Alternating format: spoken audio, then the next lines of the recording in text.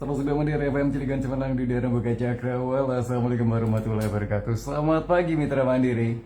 Apa kabar buat Mitra Mandiri semuanya di pagi hari ini? Semoga kabarnya baik dan juga sehat di tengah cuaca yang habis hujan ya pagi hari ini ya. Oke, di luar sih udah agak redaan Mitra Mandiri, udah reda mungkin ya, atau mungkin di beberapa daerah masih agrimis Mitra Mandiri. Oke, hari ini jam 9 seperti biasa di Info Mandiri hari Selasa ya. Andy tidak sendirian ya, kita akan ngobrol bersama Dinas Kesehatan Kota Cilegon untuk pagi hari ini. Dan kalau misalkan Mitra Mandiri ingin datang langsung atau mungkin ingin berpartisipasi, silahkan bisa melipir ke live Facebooknya Mandiri FM ya, di Mandiri FM 102 Mandiri FM Cilegon. Di sana kita live di Facebook ya. Baiklah, kita langsung kenalan dulu nih. Assalamualaikum warahmatullahi wabarakatuh. Waalaikumsalam warahmatullahi wabarakatuh. Sehat Bu, Dok? Alhamdulillah. Sehat. Kita pagi hari ini sudah ngumpul bareng di sini ya. Kita akan ngobrol tentang seputar manfaat screening ya, tentang screening atau penjaringan anak sekolah ya. Betul sekali. Oke, tapi sebelumnya kita kenalan dulu nih siapa aja yang datang pagi hari ini. Dan seperti biasa dibuka dulu dari Dinas Kesehatan, ada Bu Sumira. Silakan Bu Sumira. Baik, Assalamualaikum warahmatullahi wabarakatuh. Waalaikumsalam warahmatullahi wabarakatuh. Selamat pagi Mitra Mandiri. Pagi. Baik Mitra Mandiri, perkenalkan saya Ibu Sumira. Saya dari bidang pemberdayaan masyarakat, yaitu Subkoordinator Bidang Pemberdayaan Masyarakat Dinas Kesehatan Kota Cilegon. Baik Mitra Mandiri, izinkan saya untuk menyapa kepada yang terhormat Bapak Wali Kota Cilegon, Bapak Haji Heldi Agustian SE, SHMH. Semoga Bapak Wali Kota sehat-sehat selalu. Kemudian yang terhormat Ibu Kepala Dinas Kesehatan Kota Cilegon, Ibu Dr. Gigi Hajah Rati Purnamasari MKM. Semoga Ibu Kepala Dinas juga dalam keadaan sehat walafiat. Dan kepada Ibu Kepala Bidang Pemberdayaan Masyarakat Dinas Kesehatan Kota Cilegon, Ibu Dr. Gigi Ruli Kusumawardani MM. Semoga Ibu juga dalam keadaan sehat walafiat. Baik Mitra Mandiri, pada hari ini acara live talk show kita pada hari ini dengan tema manfaat screening penjaringan anak sekolah, Kang Endi. Dengan narasumber kita pada hari ini yaitu Dr. Arif Dharma Hartana, yaitu dokter umum dari UPTD Puskesmas Cibeber. Kemudian ada Mbak Salsa Farahdiba SKM, yaitu promotor kesehatan dari UPTD Puskesmas Cibeber. Mungkin nanti Kang Endi, dua narasumber kita ini akan menjelaskan tentang pentingnya manfaat screening penjaringan pada anak sekolah. Dilakukan penjaringan, pemeriksaan kesehatan pada anak sekolah untuk mengetahui lebih dini permasalahan kesehatan apa yang kita temukan pada anak sekolah. Sehingga jika ditemukan lebih awal, lebih tepat untuk mendapatkan pelayanan kesehatan ya Dokter Arif ya. Mungkin nanti untuk lebih jelasnya Kang Endi kami persilahkan untuk perkenalan diri kepada narasumber kita ya Kang Endi ya. Iya, oke. Ini Dokter Arif itu udah yang kesekian kali ya sebenarnya mampir ke Mandiri FM. Mitra Mandiri udah pada hafal ya Kang Endi ya. Ada Dokter Arif dari UPTD Puskesmas Cibeber ya. Sama ada Ibu Salsa Farah juga, ini promotor kesehatan UPTD Puskesmas Cibeber juga. Oke. Hari ini kita akan membahas atau mungkin mengupas tentang penjaringan kesehatan anak usia sekolah, Dok ya. Iya, betul sekali. Dan juga iya anak sekolah sih, tapi di sini materinya dan juga remaja. Remaja. Oke. Nah sebenarnya kita mungkin ke dokter dulu deh, kita coba mengenal dulu sebenarnya penjaringan kesehatan anak sekolah itu seperti apa sih? Apakah mungkin ada tenaga medis di dalam sekolah gitu? Kita balik kenalan dulu deh. Silakan Dokter Arif. Oke, saya Dr. Arif Dharma Hartana dari Puskesmas Cibeber. Kebetulan saya memang sebagai dokter tanggung jawab Promkes di Puskesmas Cibeber. Terus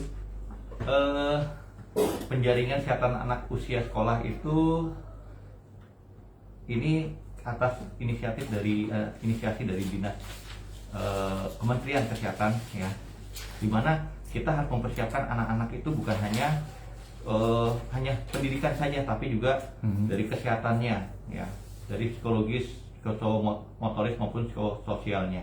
Itu yang bisa dididik dari saat ini, yaitu dengan berkolaborasi dengan Dinas Kesehatan, yaitu kita di Puskesmas Cibeber.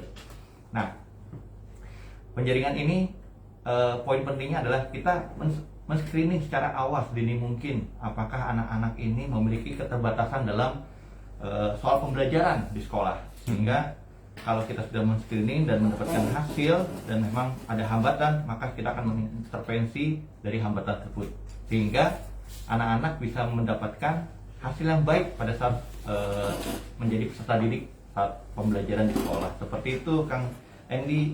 Iya, jadi mulai dicek-cek dulu ya dari sekolah Iya, ya. betul Sebenarnya sekali. kalau misalkan ngomongin tentang sehat kan bukan hanya anak sekolah tapi semuanya ya. Tapi ini karena kita fokusnya ke anak sekolah, targetannya sebenarnya dari usia berapa sih, Dok? Iya, jadi untuk anak sekolah itu kita mulai itu dari umur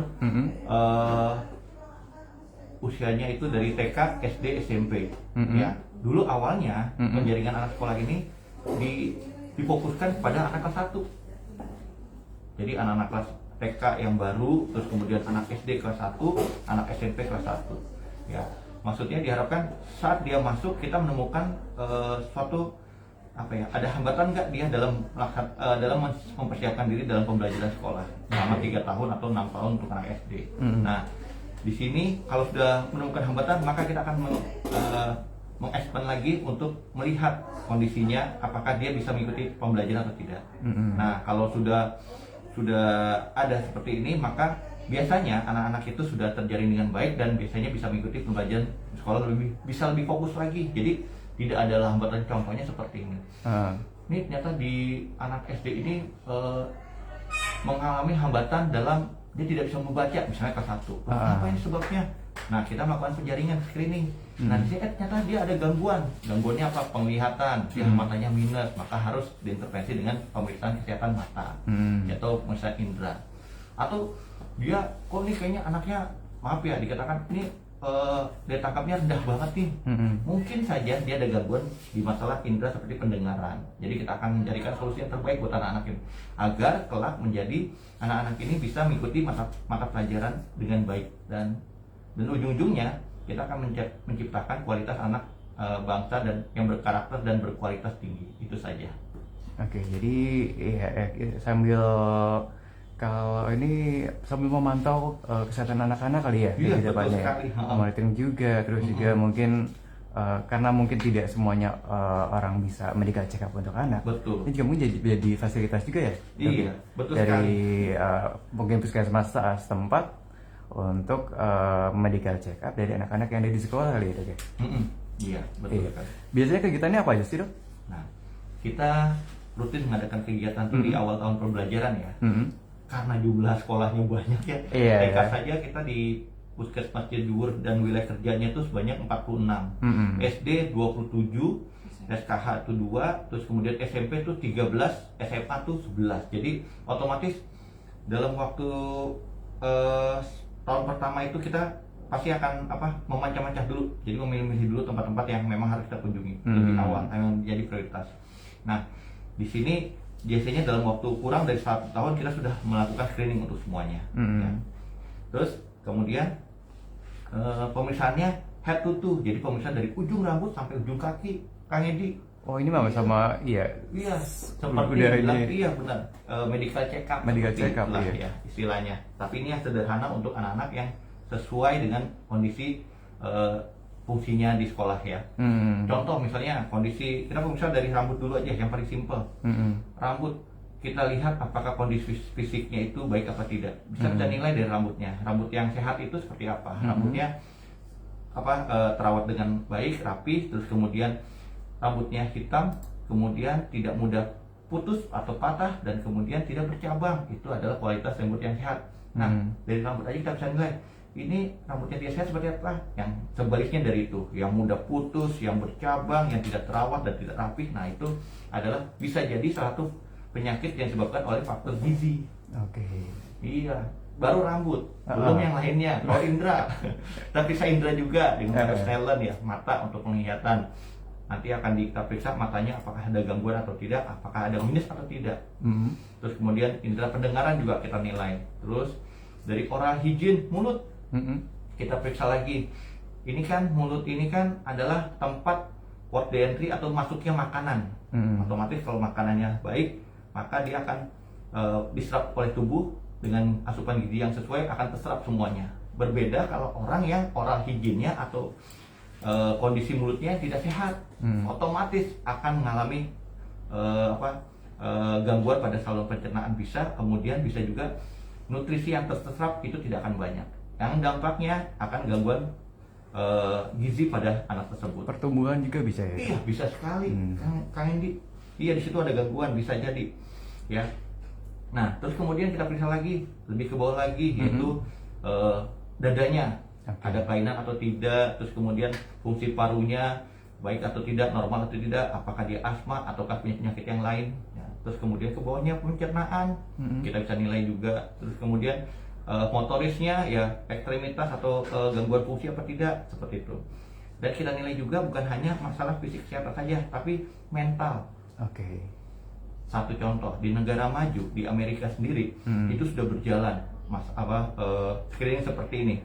Bahkan mereka bukan hanya yang dilatih penjaringan ini bukan hanya orang kesehatan, tapi orang tua sudah tahap ke orang tua, dari orang kesehatannya, gurunya atau tenaga pendidiknya, kemudian orang tuanya. Jadi orang tua itu sebenarnya di rumah sudah bisa men-screening apakah anaknya terjadi gangguan tumbuh kembang atau tidak, atau gangguan fungsi psikomotor atau sosialnya terganggu apa tidak. Salah satu contohnya kemarin di Amerika itu terjadi kasus penembakan di sekolah. Di sekolah, ya. Saya juga mendengar kabar di Amerika tuh ramai. Iya, ramai sekali ya. Bahkan udah taraf yang sangat psikologis, sangat kritis. Bahkan sekolah ada yang membawa ini senjata tajam ya. Betul sekali ya. Nah di situ juga kita jangan sampai seperti itu. Otomatis nanti ada tindak lanjut yang lebih ekstern lagi untuk melakukan pencegahan agar tidak jadi hal-hal tersebut ke sekolahan yang ada di Indonesia, ya. Jadi kita menilai kondisi mentalnya, apakah dia ada gangguan atau tidak. Ya, kebetulan saya juga penanggung jawab program jiwa. Iya.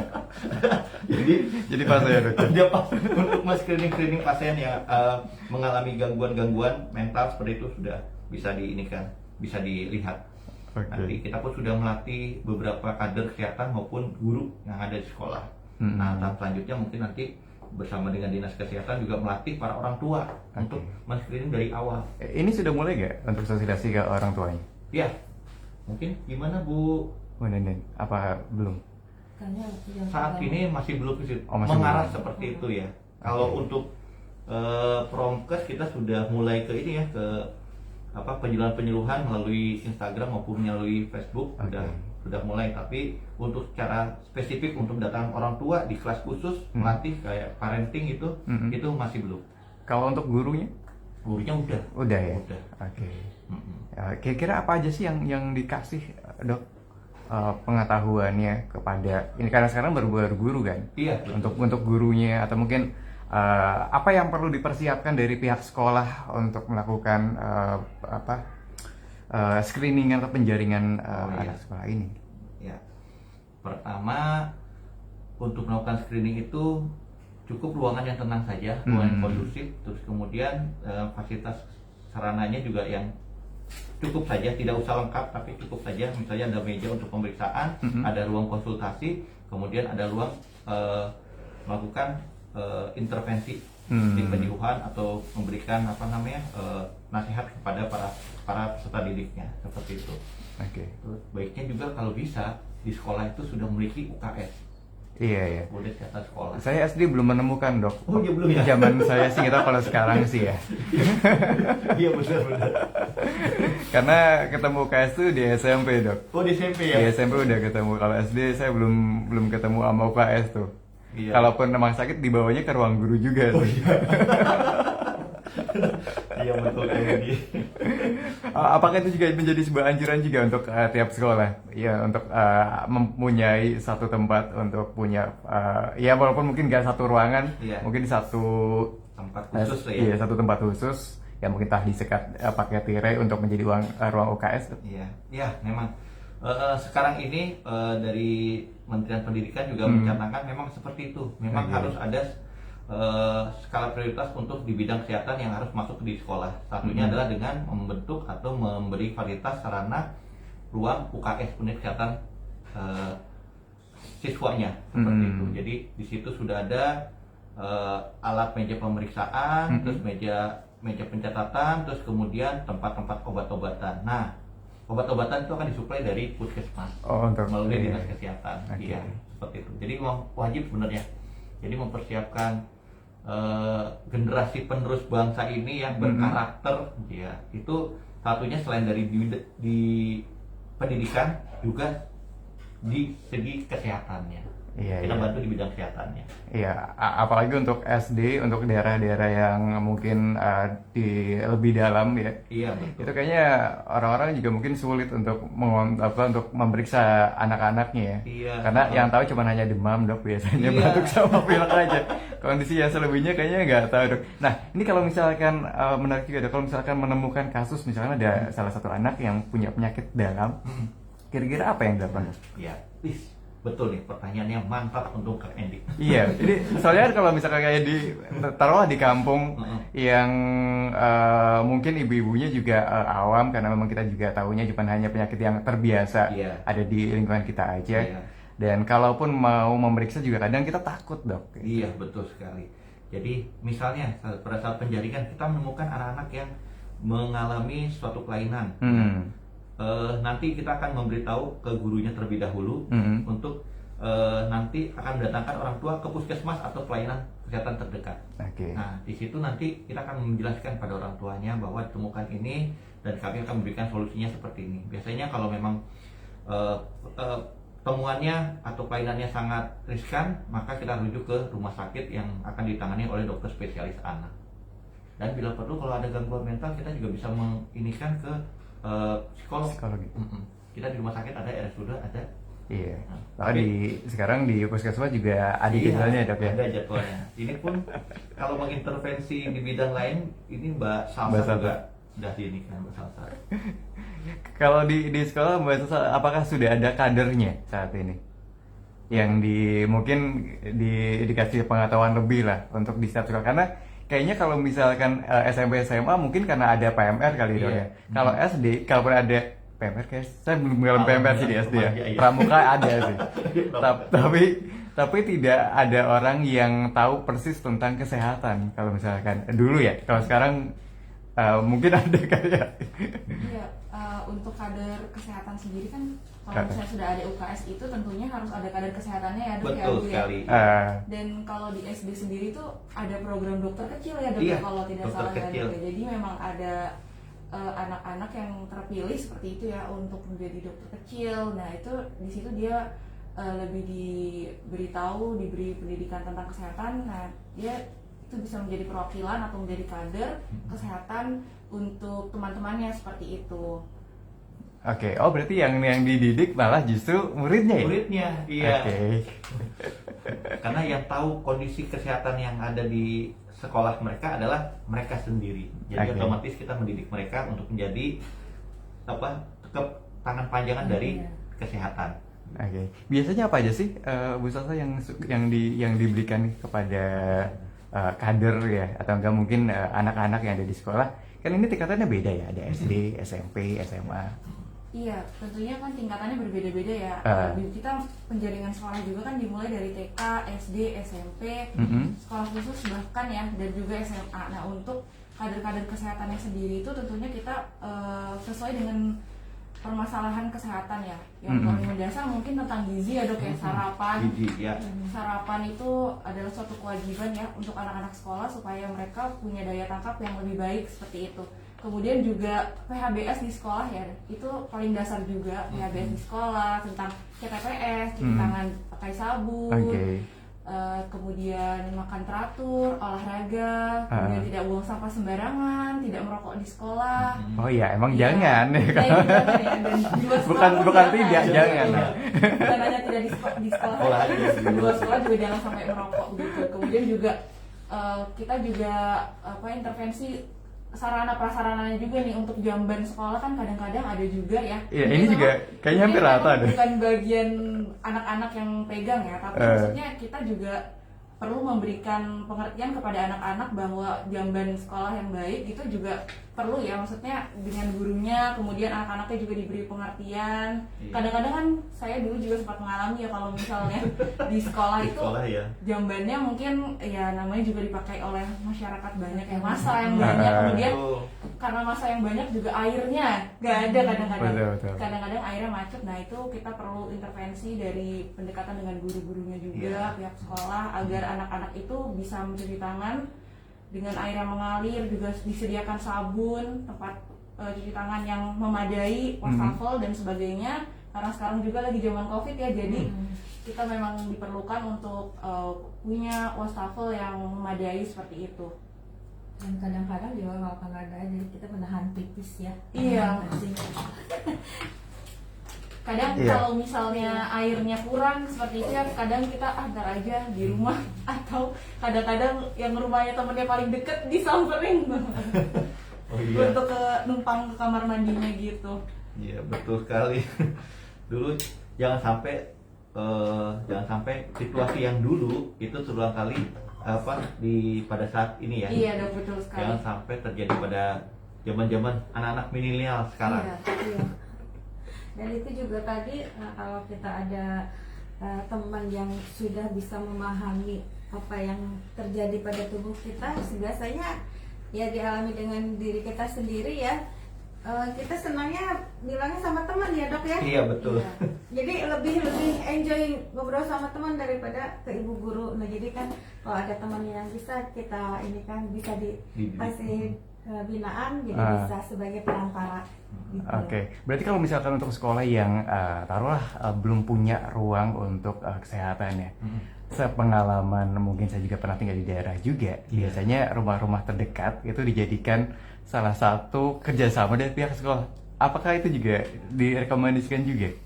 Kalau dulu sih saya ngalamin kayak gitu sih, Dok. Biasanya tetangga sekolah ya kita bilangnya ya.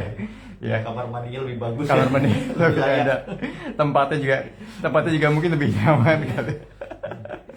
Ya, kalau sekarang ini sudah wajib untuk seluruh sekolah ya untuk mewajibkan fasilitas-fasilitas umum itu lebih diperhatikan lagi. Ya, salah satunya adalah kebersihan kamar mandi ya, terus kemudian tempat-tempat kantin sekolah. Ya, tempat kantin sekolah juga diperhatikan tentang kesehatannya. Otomatis mereka ini selalu akan bekerja sama dengan puskesmas terdekat atau dinas kesehatan. Ya.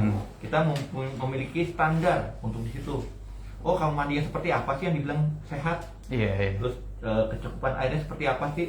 Terus kemudian ventilasi dan sarana irigasinya seperti apa? Itu kita punya standar. Nanti dari form itu akan kita menilai. Oh, ini baik, oh ini kurang baik. Nanti mohon yang kurang baik tolong diperhatikan ininya lagi, seperti itu. Akan dijadikan rekomendasi yang terbaik buat sekolah. Untuk kantin sekolah juga kita dulu udah sering ada perlombaan kantin sehat loh sekolah. Iya. Saya juga pernah berkunjung ke salah satu SD juga emang ada kantin sendiri sih. Oh iya. Dari negeri sih ada yang pernah dikunjungi lah. Ya, kita jadi memberikan prioritas yang terbaik untuk sekolah dari segi kesehatan untuk mempersiapkan bukan hanya peserta didik, bukan hanya gurunya, bukan hanya bangunannya, tapi sarananya yang mendukung. Kalau semua sini sudah prima, sudah baik, maka akan menjadi kita akan mencetak anak-anak yang berkualitas tinggi dan berdaya saing. Iya, itu Kang Edi.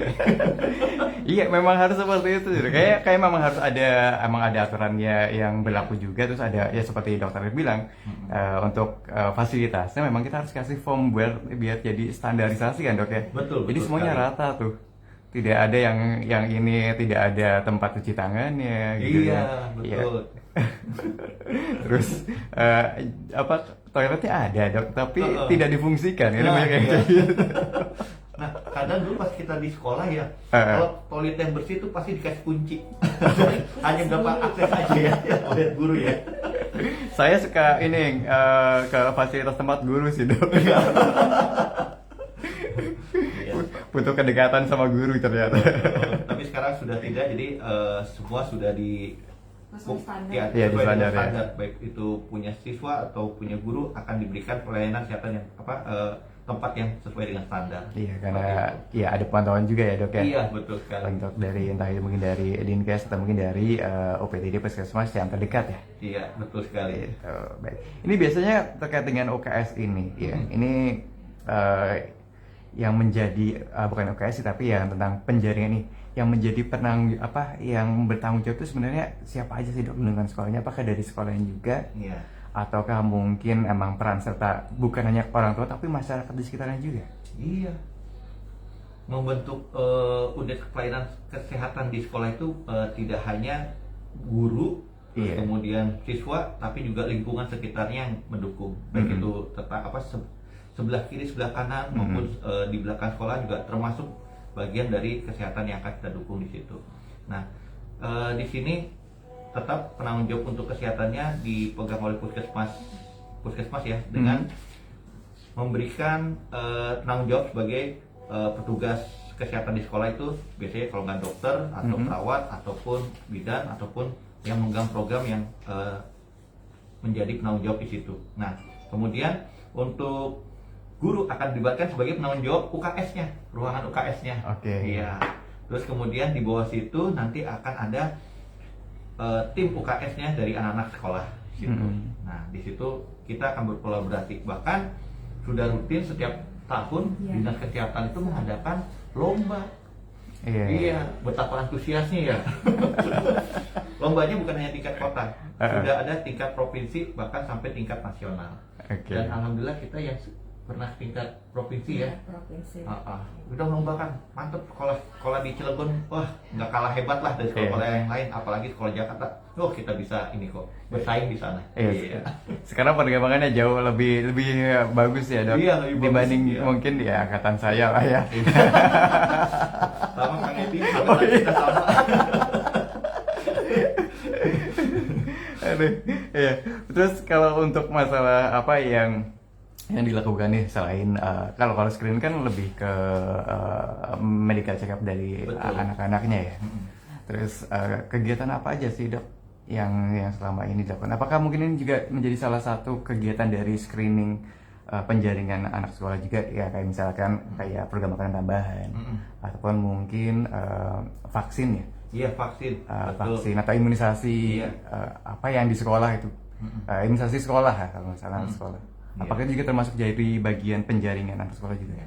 Itu bagian dari intervensi penjaringan. Ya. Jadi untuk menjaga kualitas kesehatannya ya, dari penjaringan, terus kemudian kita mengadakan preventif untuk kesehatannya, yaitu jangan sampai penyakit masuk atau mengenai para siswa ini. Otomatis seperti tadi kita mempersiapkan vaksinasi imunisasi buat anak sekolah. Ya. Itu kemarin baik itu BIAN ya, bulan imunisasi anak nasional, maupun BIAS bulan imunisasi anak sekolah itu dilakukan. Juga vaksinasi COVID-19. Jadi anak-anak yang mau masuk sekolah, waktu dulu kan sempat ini ya, sempat daring semua ya. Iya. Nah, otomatis karena Dinas Kementerian Pendidikan ingin mencanangkan anak-anak bisa masuk tatap muka, otomatis dia harus kita kasih preventif dulu, vaksinasi COVID-19. Dan alhamdulillah semua berjalan dengan baik dan lancar. Alhamdulillah semua anak-anak sudah tervaksinasi dengan baik. Ya, seperti itu. Dan yang kedua, bagian dari penjaringan sekolah adalah intervensinya kita menciptakan suasana kondusif di sekolahan, baik itu dari PHBS-nya, kesehatan lingkungannya, terus kemudian tadi yang disampaikan ruangan kelasnya juga harus bersih, terawat dan rapi, dan juga fasilitas pendukung lainnya seperti kantin, kamar mandi, tempat cuci tangan, ya itu perlu dipersiapkan di sekolah. Itu bagian dari intervensi, dan intervensi biasanya Mbak Salsa yang menginikan, ya Mbak Salsa ya. Iya. Dan kalau ngomongin tentang sekolah kan nggak hanya di Cilegon tapi di Indonesia kan nggak cuma hanya sekolah negeri aja dok. Iya, betul. Dan juga bukan hanya sekolah swasta, juga ada sekolah agama yang cuma masuknya kadang cuma masuknya tuh siang dok. Iya. Itu apakah juga terjaring juga? Iya, tetap kita sampai sore kadang penjaringan ya. Jadi mengikuti kondusi di lapangan, misalnya ada madrasah yang sekolah sore atau sekolah siang, ya kita tetap menjaring. Kadang saya juga menjaring juga sampai paginya melakukan pelayanan, sorenya kita melakukan penjaringan di sekolah-sekolah gitu. Oke. Ya, tapi memang tidak banyak sih, tapi tetap kita akan semua anak sekolah pelajar seluruh Cilegon wajib dilakukan penjaringan. Nah, Sejauh ini di Cibubur gimana dok? Wah, Cibubur sukses. Alhamdulillah. Mantap. Nih, kalian juga masih tahap penjaringan juga ya? Saat Masih. ini untuk tahap penjaringan itu kita sekarang ada di PAUD ya dok ya, Di PAUD, dan iya, atau betul. TK gitu. Nah sama nanti selanjutnya ada SD dan SMA. Oke. Oke. Oh iya, tadi saya juga memberitahu usianya tadi ya. Untuk anak sekolah itu penjaringan itu dari usia 6 sampai dengan 18 tahun. Oke. Tapi yang dikatakan usia remaja adalah anak-anak yang di atas 10 sampai dengan 18 tahun. Nah, jadi makanya penjaringan ini di usia anak sekolah maupun anak remaja karena usianya terpaut dari 6 sampai 18 tahun gitu. Oke. Dan kebetulan kemarin juga ada kegiatan peningkatan peran siswa di SMKS YP 17 Kota Cilegon dan antusias sekali mereka. Mantap. Oke. Jadi kita berikan materi gerakan masyarakat hidup sehat. Iya. Iya ya. Luar biasa ya. Ini program-programnya masyarakatnya juga dok ya. Oke. Dan sejauh ini gimana dari pihak sekolahnya?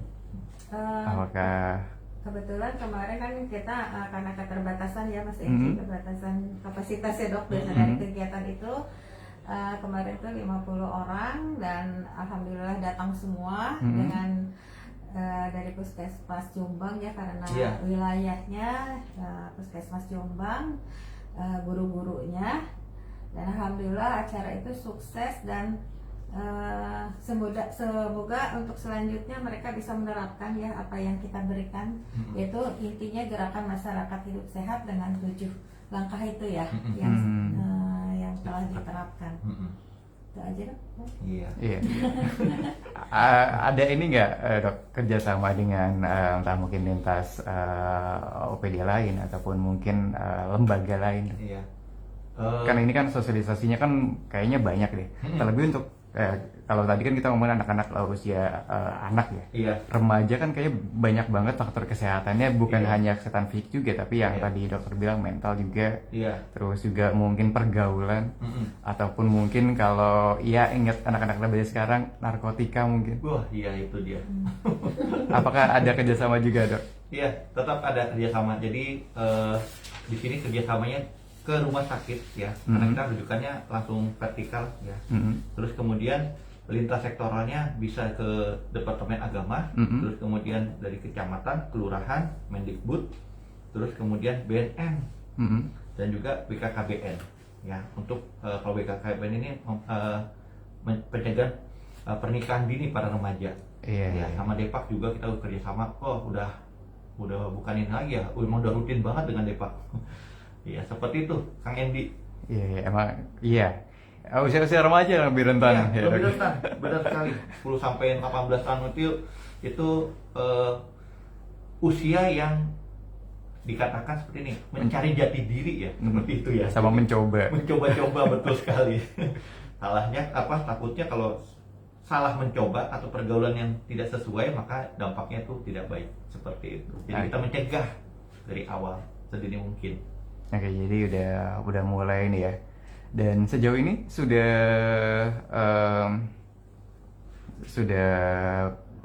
berapa persen tuh? Apakah sudah mulai SD, SMP, SMA ataukah masih berlangsung? Penjaringan. Penjaringannya? Ini Mbak Sasa. Iya, Mbak Sasa. Untuk penjaringannya sendiri itu di Puskesmas Cibubur tadi yang seperti sudah dikatakan ya dok ya Kang Endi. Jadi untuk saat ini tuh SMP kita sudah semua, kalau yang wilayah Kecamatan Cibubur itu SMP sudah. Kemudian saat ini sedang dilakukan penjaringan di TK. Kemudian untuk bulan ini kemungkinan akan dilakukan penjaringan di SD dan SMA, bukan kemungkinan ya, memang harus akan dilaksanakan. Emang udah agenda ya? Sudah diagendakan. Iya. Itu makanya Kang Endi, karena banyak sasaran yang akan kita kejar, otomatis menjadi kompartemen sendiri. Jadi untuk bulan ini kita kejar SMP, selesai SMP semua, kita kan ada 13 SMP, habiskan 13 SMP. Udah itu baru ke TK atau PAUD. Kemudian bulan depan kita ke SD, bulan depan lagi baru ke SMA. Jadi setahun ini kita habiskan semua untuk penjaringan sampai dengan akhir tahun ini. Harus capain harus 100%. Amin. Jadi tinggal kuat-kuat aja dok. Iya, kembali lagi fisik para ini ya, nakes. Nakes nih, aduh, luar biasa ya. Udah bukan hanya sekolah juga udah banyak ya, Iya. gitu kan ya. Belum lagi yang ya mungkin kayak PAUD juga Iya. dia, termasuk ke ini juga ya. Iya. PAUD kan banyak sekali tuh sekarang tuh. Waduh. Kita juga ada kendala ya, Ah, Andy ya. Jadi kendalanya adalah pertama dari segi SDM-nya kita sangat terbatas ya. Juga, petugasnya hanya cuma 70-80-an ya, tapi dengan skala prioritas untuk memeriksanya tuh sampai ribuan. Oke. Nah, dan itu harus capaiannya harus sekian tahun harus selesai, Ah. sekian bulan harus selesai. Nah itu harus kita kejar. Nah tadi kembali lagi tadi Mas Edi bilang, wah harus fit lah ini semua nakesnya. Iya, itu kita tuntut untuk fit. Iya, orang satu sekolah kan ada beberapa kelas dok. Wah, SD aja udah nampil itu apakah seharian? iya satu harian. Satu sekolah satu hari. Tapi Kayaknya- kembali lagi kalau batas kemampuan ini ya, Nah, SDM ya. kan, Misalnya, oh kelas 1 dulu untuk hari ini, besoknya baru kelas 2, besoknya baru kelas 3, atau memang kalau sekolahnya tidak banyak kelas, otomatis satu hari pun bisa kerja. Oke. Iya ya, tergantung dari kitanya ya. Iya. Belum lagi kan banyak kegiatan yang lain, apalagi masih tugas juga di puskesmasnya juga Betul ya. sekali, iya Kang Endi. Iya.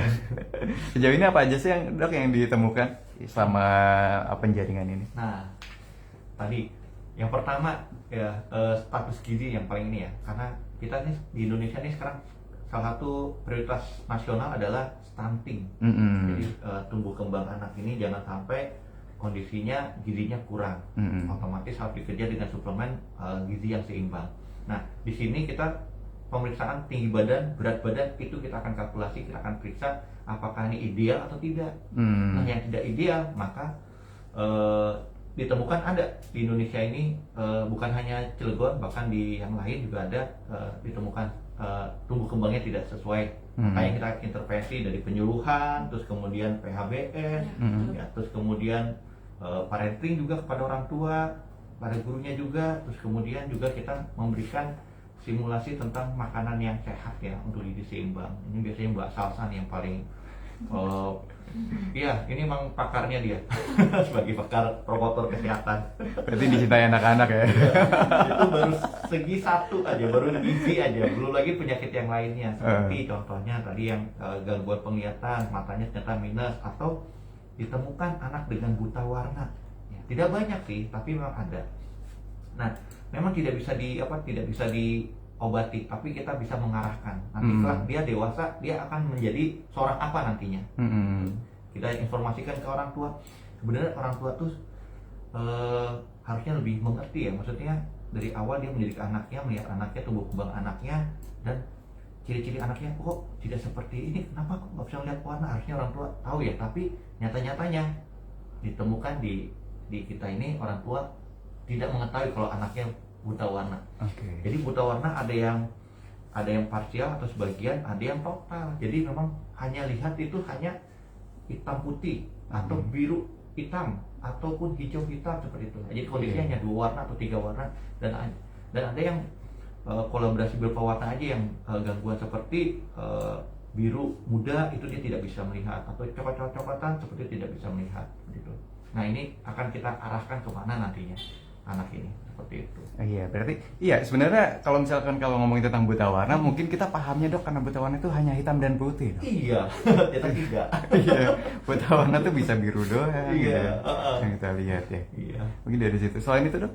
Nah, selain itu ada lagi gangguan pendengaran. Nah, Iya. beberapa anak sekolah ada yang ditemukan contohnya penyakit OMSK itu otitis media suppuratis kronis, keluar cairan. Apa ya bahasa ini ya? Ada sih, saya juga tahu, cuman agak sulit untuk mengungkapkan dok. Ya, setidaknya ada penyakit yang menyebabkan Cairan di telinga lah. cairan keluar dari telinga. Nah, Oke. itu kan kalau berdampak tidak diobati atau tidak ditangani secara dini bisa mengganggu pendengaran, otomatis nanti akan mendampak pada fokus pada pembelajaran. Jadi tidak bisa mendengarkan, dia tidak bisa fokus ke pelajarannya, sehingga nilainya akan turun. Nah, di situ kan kita bisa, wah ini nih gara-gara penyakit OMSK ini harus diobati. Nanti kedepannya dia akan sehat dan bisa fokus dalam pembelajaran, dan nilainya otomatis akan naik kembali seperti itu. Itu baru beberapa hal ya. Kalau mau dilihat lebih jauh lagi, banyak lagi, Mas Endi. Mungkin satu hari belum cukup. Iya. Untuk menjelaskannya. Oke, nah kalau Bu Salsa, kalau yang untuk yang udah di penjaringan nih, Iya. kan kita kan udah screening nih. Iya. Apakah kedepannya setelah itu ada laporan rutin dari pihak sekolahnya terkait dengan kondisi anak-anaknya? Silakan Mbak Salsa ini. Baik, untuk setelah penjaringan itu memang kan kita pegang datanya ya, UPDD Puskesmas Cibeber, pegang datanya, kemudian dianalisis Iya. kesehatan apa, tentunya semua perlu diselesaikan ya. Tapi pastinya ada prioritas-prioritas yang lebih penting dan lebih urgent untuk dilakukan intervensi seperti itu. Nah, kalau dari Promkes sendiri sebagai upaya preventif dan promotifnya itu kita akan melakukan penyuluhan terkait PHBS, dan setelah ditelusuri dari hasil penjaringan yang sudah dilakukan beberapa saat lalu itu memang ada masalah pada kesehatan gigi, Kang Endi. Jadi anak-anak zaman sekarang mungkin perlu diberikan penyuluhan lagi terkait bagaimana sih cara menyikat gigi yang benar, karena makanannya sekarang sudah sangat beragam, manis-manis, yang suka minum kopi, karbohidratnya tinggi, makan segala macam. Kan anak sekolah tidak mengenal itu, Dok. Iya, kalau jajanan-jajanannya mungkin ya jajanan-jajanan yang kurang sehat juga, jadi perlu dilakukan yaitu tadi itu penyuluhannya kalau bisa dari hasil penjaringan PHBS dan juga kesehatan gigi. Dan ini juga masih berlangsung ya, jadi masih on proses tentang kegiatan penyuluhan apa, tema apa yang perlu diangkat di sekolah tersebut gitu, Kang Endi. Oh, jadi tiap sekolah tuh beda-beda ya? Iya. Dan terkait dengan penyuluhannya ya? Tergantung sih, tapi biasanya memang kalau misalnya di wilayah Cilegon, di wilayah Kecamatan Cibeber sendiri itu kemungkinan yang mendominasi sama hasilnya, maksudnya nggak jauh beda lah gitu. Rata-rata gitu. Iya, rata-rata sama. Oke. Iya. Dari yang SMP juga SMP rata-rata ya gangguan kesehatannya paling ya kebersihan diri aja ya. Iya, kebersihan Penyakit, diri. terutama penyakit kulit ya. Oh, Kebanyakan itu. ya seperti skabies atau eksim ataupun penyakit dermatitis yang lainnya seperti itu. Nah, kadang kalau SMP justru menutup-nutupi, malu mereka, betulan. Karena sudah besar. Udah besar, Sudah jadi- punya iya. punya Jadi pada saat diperiksa sebisa mungkin dia menutupi. Padahal itu penyakit-penyakit yang harusnya bisa kita obati secara langsung. Dan mereka pun ceritanya hanya paling sesama teman aja ya, tapi tidak menceritakan kepada petugas kesehatan. Ada yang ditemukan seperti itu. Oke. Kang Endi.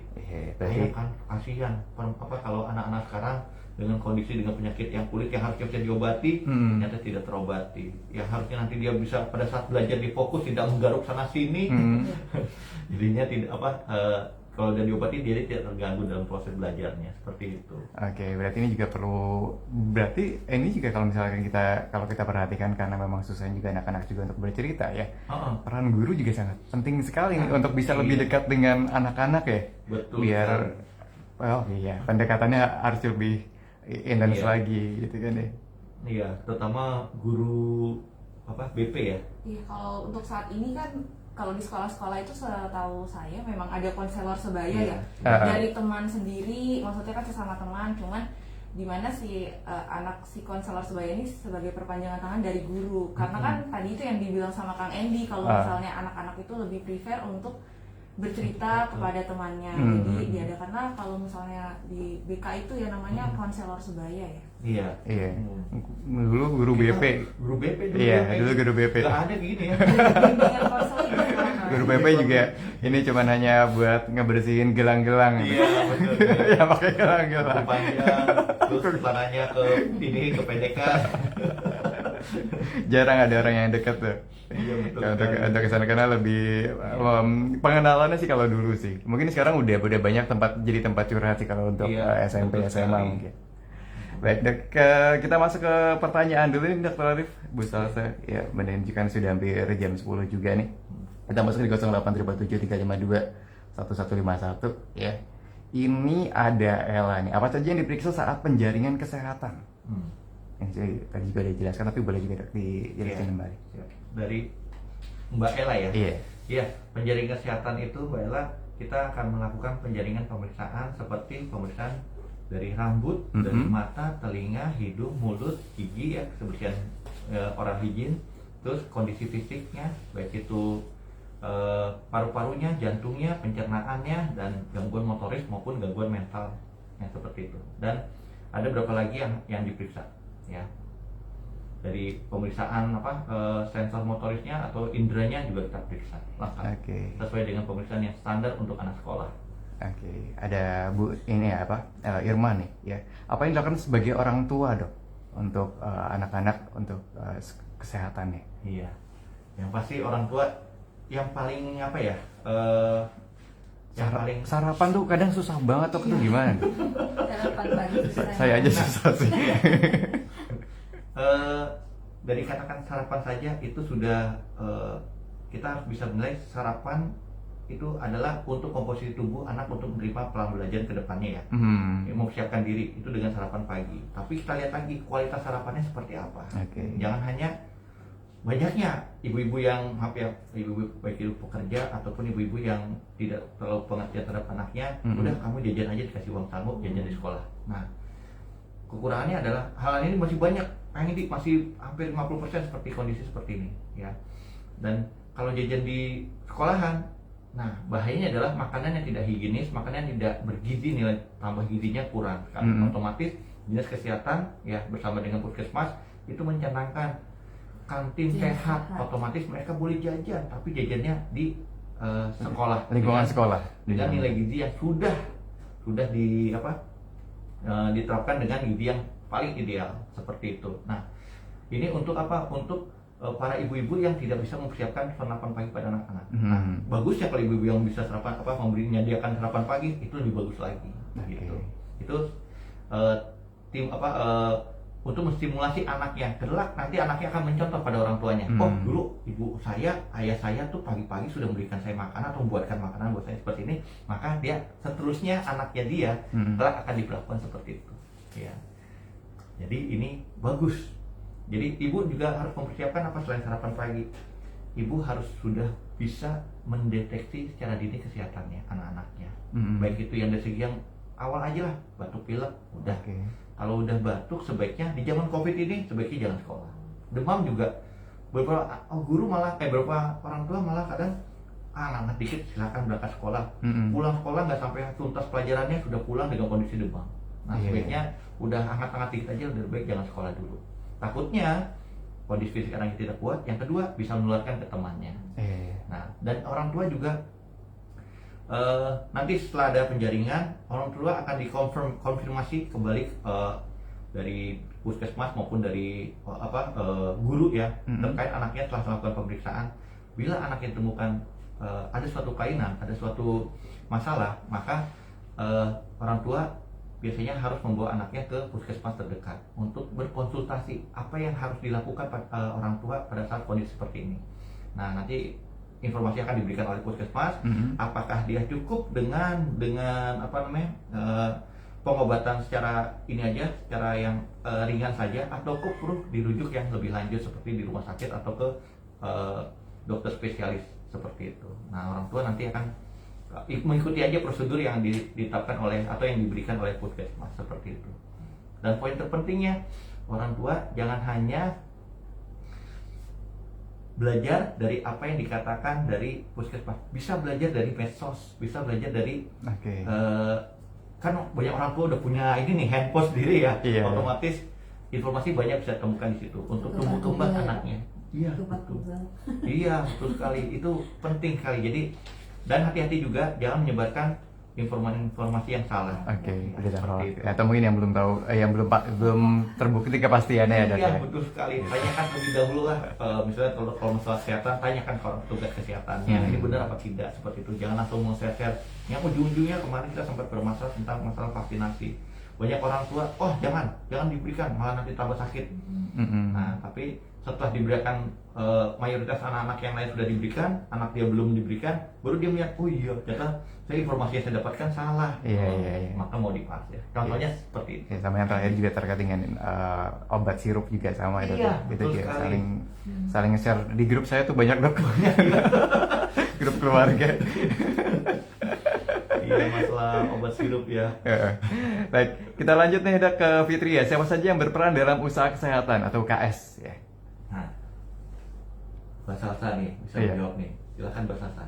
Untuk yang berperan dalam kegiatan UKS ya? Iya, Tadi UKS. pertanyaan dari Ibu Fitri. Iya. Nah, kalau untuk yang pemegang perannya sendiri, kalau dari puskesmas tentunya puskesmas ya sebagai Iya. pemberi pelayanan kesehatannya. Nah, Mm-mm. untuk kalau pendidikannya juga bisa dari puskesmas, misalnya saya atau tim prokes ya, promosi kesehatan memberikan penyuluhan, atau dari gurunya sebagai pendidik.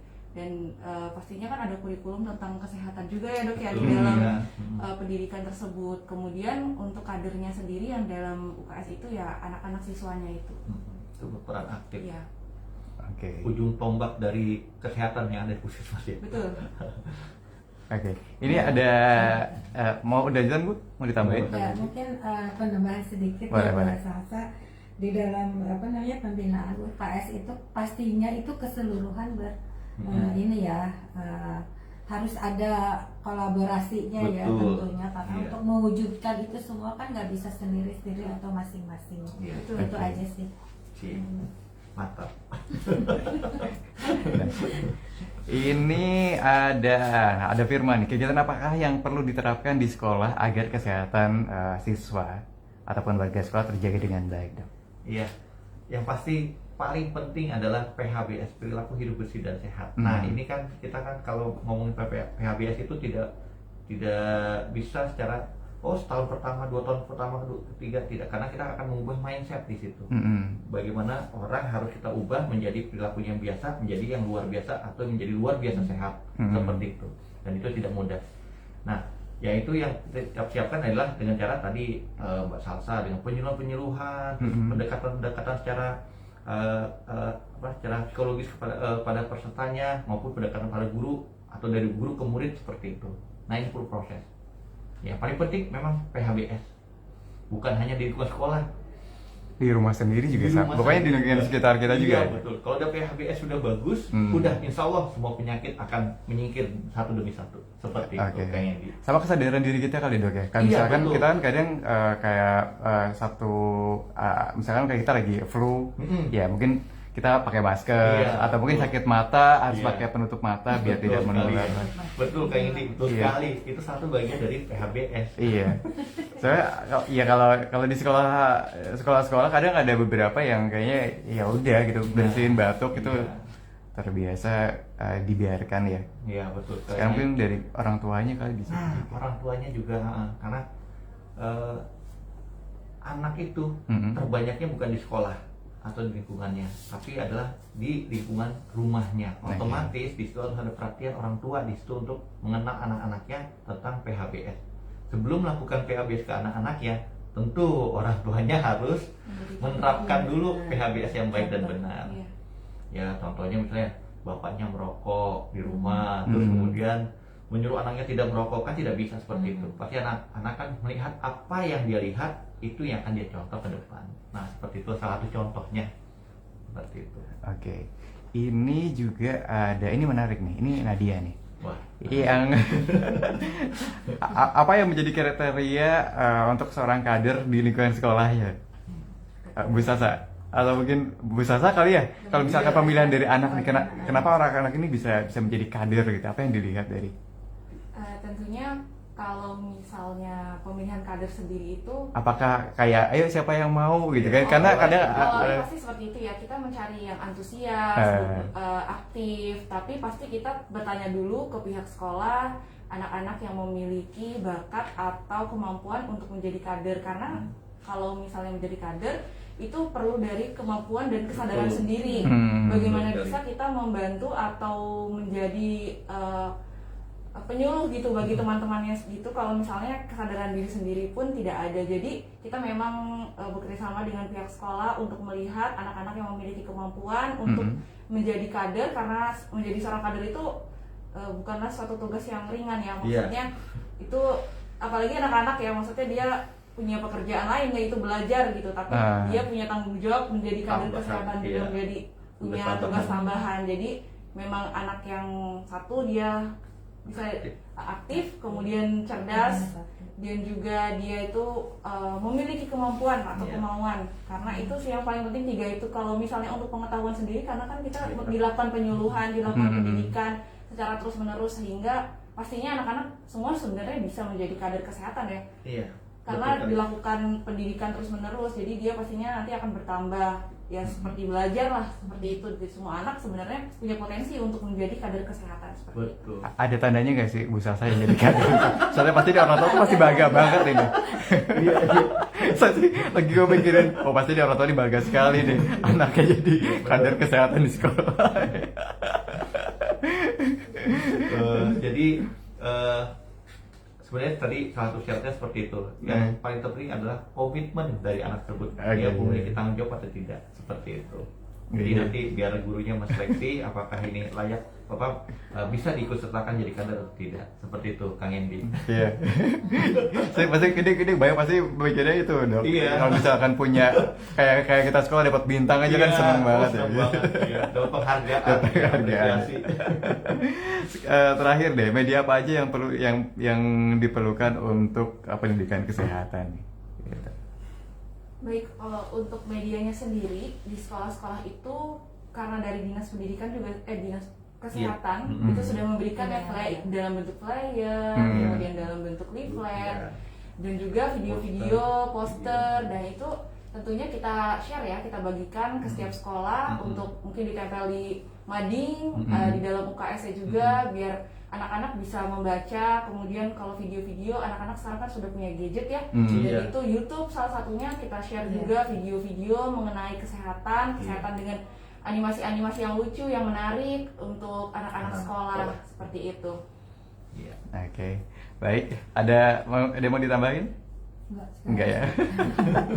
Baik, Dokter Ari, Bu Salsa, Bu Nenden nih kalau sudah jam 10 lebih ya, lewat 10 menit bahkan waktu Studio Mandiri FM.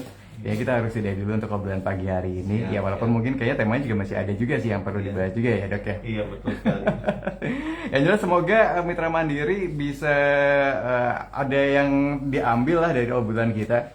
Terlebih ya ini screeningnya juga baik juga buat putra-putri kita yang ada di sekolah gitu kan ya. Itu. Dan mungkin juga dari pihak orang tua juga jangan sungkan ya dok ya. Iya. Kalaupun emang kalau malu untuk ke kesehatan ke sekolah juga bisa nanti sekolah yang mengarahkan ya. Nanti akan mengarahkan guru ininya ke puskesmas terdekat. Oke, baiklah. Dok, mungkin ada yang ingin disampaikan sebelum kita pamit nih? Iya.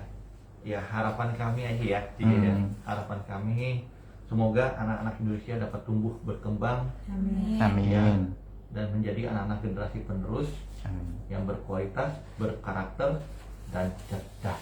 Amin, amin, amin, amin, amin. Dan berdaya saing di kancah internasional. Amin, amin ya Rob. Gak kalah lah sama sekolah-sekolah internasional ya dok. Betul sekali Kang Endi. Sekarang di Cilegon banyak juga nih sekolah banyak sekali internasional. anak-anak udah sekarang memang pendidikan anak-anak tuh berorientasi untuk prestasi ya. Oke. Iya, dan membentuk karakter pada anak-anak itu prioritasnya.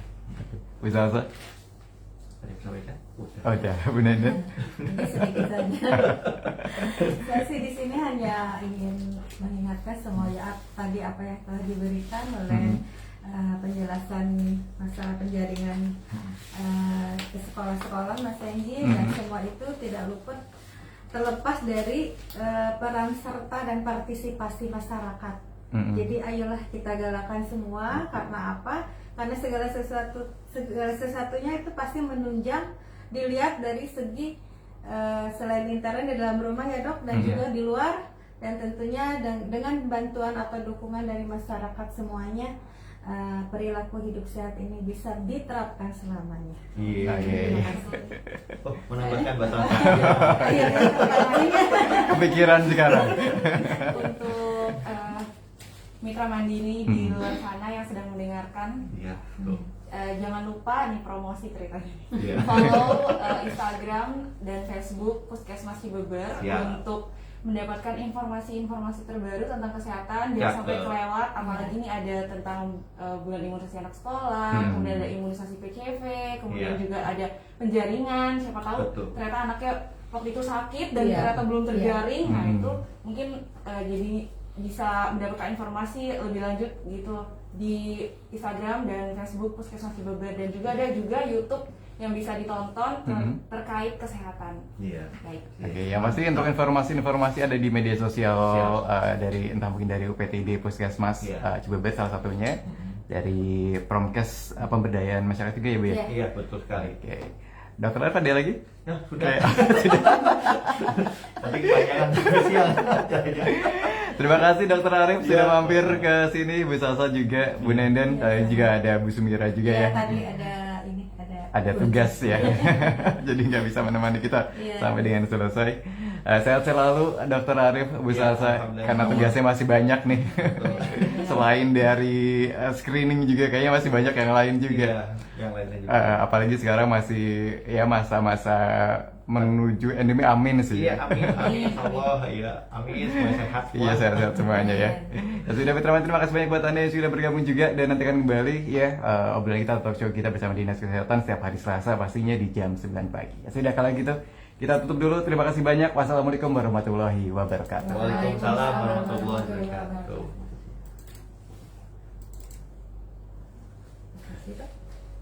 Foto saya. Iya.